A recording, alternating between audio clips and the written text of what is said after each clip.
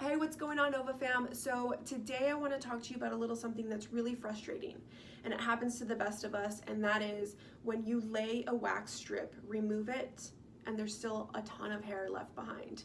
You don't understand why it's happening. You've followed all the steps that I've recommended. You watch my videos, you mimic what I do, and for some reason, there's still a ton of hair. What is it? Is it NovaWax? Is it me? Well, today I'm going to share with you some steps that are going to help you be more successful with your hair removal.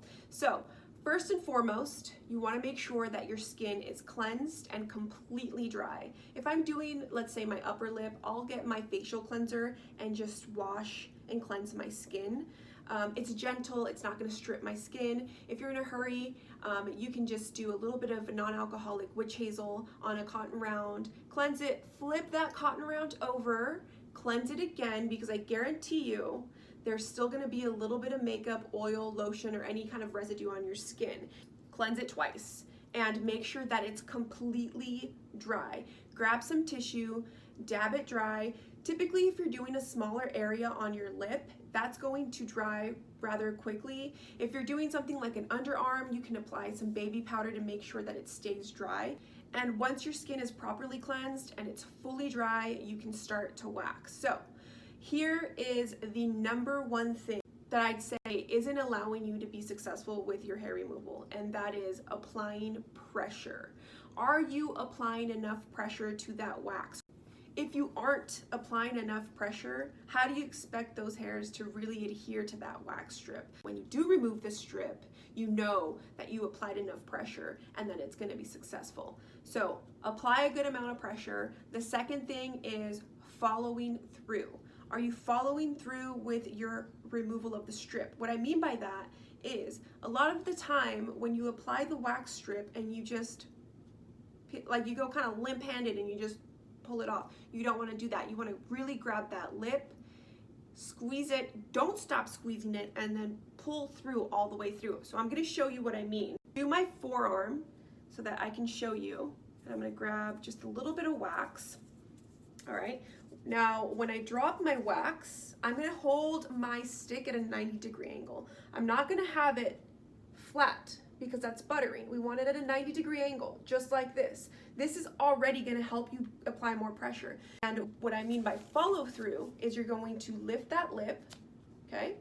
And you're going to grab it and you're going to squeeze it. I'm going to fold. I don't know. I've always had this habit where I like to fold the end of it. It's like a sense of security for me that I know the strip is gonna stay strong throughout. Okay, so you're gonna hold that lip really hard. Don't let go of that pressure. All the way through, follow through, okay?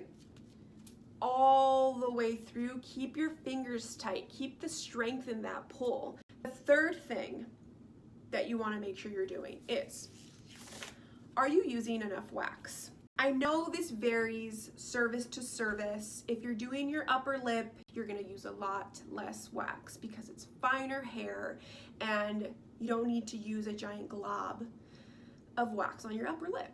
But if you're doing, let's say, your lower leg, don't be stingy with the wax. If you're not using enough wax, it's not strong enough to grab those thick, deep-rooted hairs.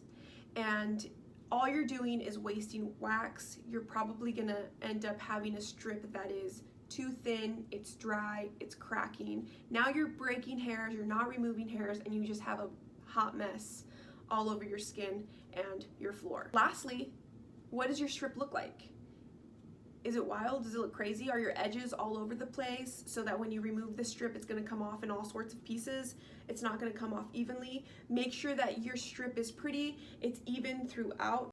Because one thing with laying strips, if you have uneven edges, if your strip is really thick on this side but really thin down the start of it, it's not gonna all come off evenly because it's not all gonna dry at the same time. It's just so different throughout the strip. So make sure that you try to apply as a nice of a strip as you can make it. But keep in mind, you guys, as you progress in your wax journey, as you practice and you become more consistent, a lot of these things are just gonna be second nature to you, and it's just gonna get easier and easier the more you do it.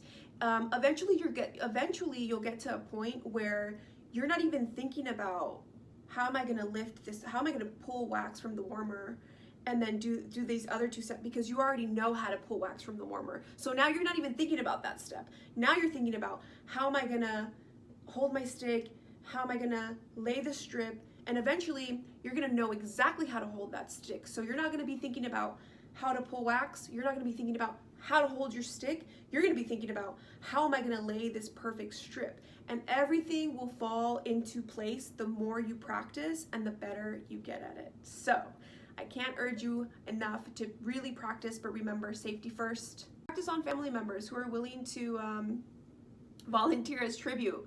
I hope this was helpful for you guys, and if you ever have any questions, slide into my DMs, because I am here to help you with any waxing questions that you have. Okay?